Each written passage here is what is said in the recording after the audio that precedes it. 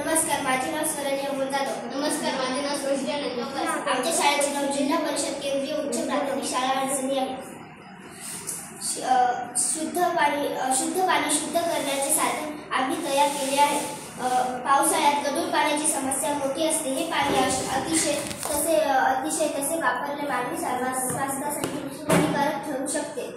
पावसाळा सुरू झाला की शुद्ध पाण्याची उपलब्धता ही एक समस्या ठरते, कारण सुरुवातीच्या काळामध्ये नदी, नाले, तलाव यातील पाणी गढूळ असते. म्हणून आम्ही त्यासाठी एक गढूळ पाणी शुद्ध करण्यासाठी आम्ही एक साधन तयार केले आहे. आता हे बघा किती गढूळ पाणी आहे. पावसाळ्यात तसेच गढूळ पाणी असतात.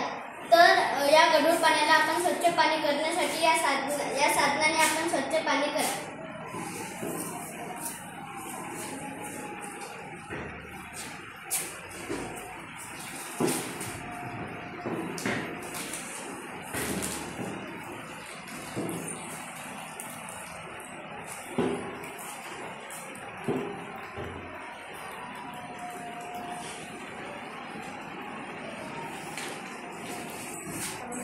आता हे बघा, या दोन्ही पाण्यामध्ये किती फरक आहे. हे गढूळ हे आत्ताचं पाणी आहे आणि हे पहिलेचं पाणी.